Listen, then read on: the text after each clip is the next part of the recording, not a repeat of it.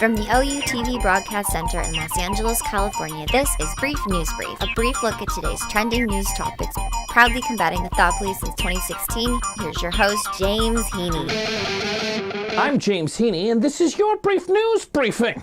What are or is the Golan Heights, and is they plural? I don't know. Why is Trump talking about them today? The Golan Heights is one of the world's most disputed territories in the Middle East.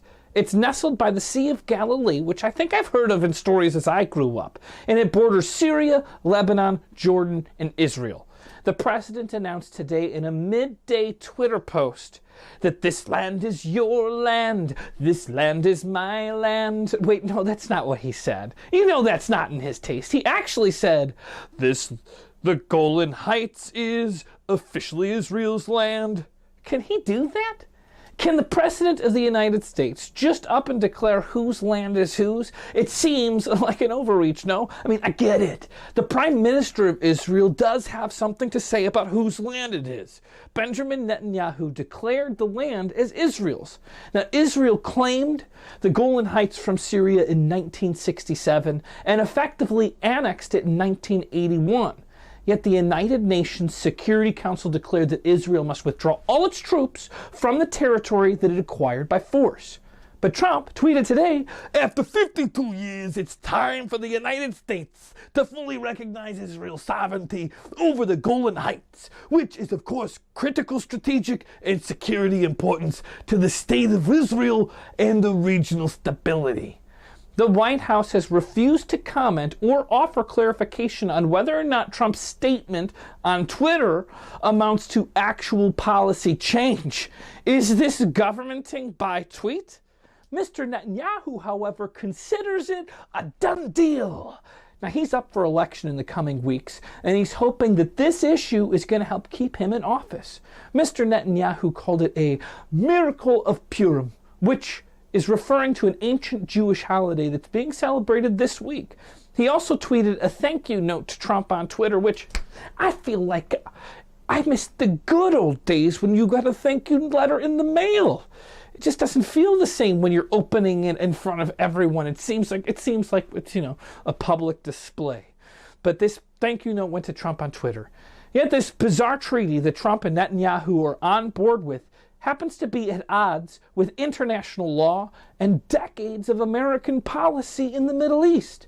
The United Nations and the United States have steadfastly refused to recognize Israel's seizure of the Golan Heights. The United Nations thinks that it should be resolved diplomatically. Now, many fear that this is going to embolden nations that annex territories and claim them as their own. And I'm not trying to get specific because no one said it, but I'm thinking maybe we're talking Russia? Was it Russia? The move threatens to roil the already roiled Middle East and potentially American allies with interests there. Mr. Netanyahu is scheduled to visit Trump in Washington next week. So I'm sure the story is just going to get more and more to the top of the headlines. The House Oversight Committee has obtained new information that senior White House officials have used personal email and messaging accounts to conduct government business. Put down the pitchfork. Do not light that torch. We're not a bunch of ravaging maniacs trying to stop the government, are we? It's not like we should be chanting, lock them up, lock them up. So everybody just take a moment of calm.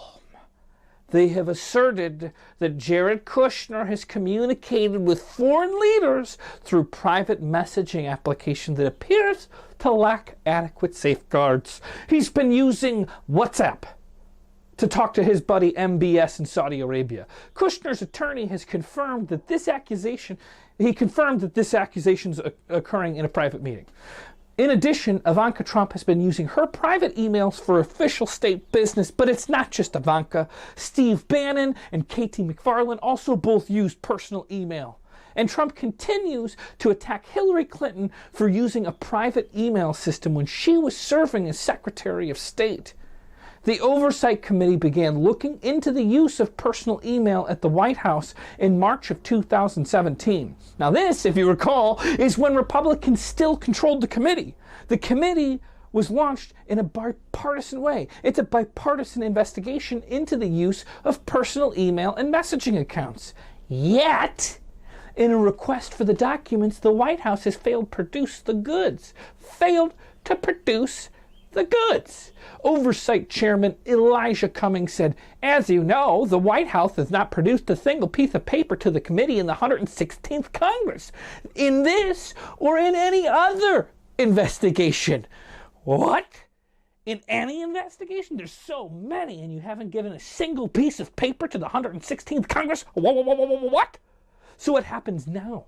Cummings sent along a new deadline to the House, March 28th. Give up the goods or else. Now, we're not exactly sure what the or else is. Maybe it's a subpoena. One thing's clear. Personal email used by Hillary Clinton is crooked and earth-shatteringly illegal. Deserves jail time. But when Trump's peeps do it, it's better just simply not to comply with an investigation and certainly not to change our behavior. Okay, I think I got it. It's hypocrisy. Remember after the 2018 elections in Wisconsin when Scott Walker was voted out? The GOP lawmakers scrambled to strip the incoming Democratic government of all of its power. Do you remember? It wasn't that long ago. Specifically, Republicans revoked Democrat Tony Evers' ability to make dozens of appointments throughout the executive branch, reducing his authority over state commissions. But it wasn't just the governor's power that was under siege. They also hobbled the incoming Democratic Attorney General Josh Cole's ability to represent the state in litigation. And they slashed early voting across the state in violation of a federal court order. Walker gave a thumbs up to the new rules in the last weeks while he was in office. What a turd. Well, today, Circuit Judge Richard G. Nice blocked every single law that the Republican legislator passed in late 2018. The judge ruled that the sessions were convened in violation of the state's constitution. So every bill that they rendered in that lame duck session was considered unlawful and void. Now, this decision vacates 82 of Walker's last-minute appointments, restores Evers' oversight to the executive branch, and allows Cole to represent Wisconsin in court. But don't be so excited, because while justice seems to be served, we're still in the middle of dinner. We're still in the middle of dinner justice, because partisanship could make a big-time comeback. Republicans are certain to appeal this decision. And then there's going to be a 4-3 conservative majority that may well reverse it. Tale as old as time. When Republicans are in power, more power for the executive branch. When Democrats are in power, strip the power and complain about their dominance. Do the American people just love the big giant GOP balls being dangled over them? How do they keep getting away with this crap? Can Americans not get enough of those big giant balls no matter how big the hypocrites they are? Show me what hypocrisy looks like. This is what hypocrisy looks like.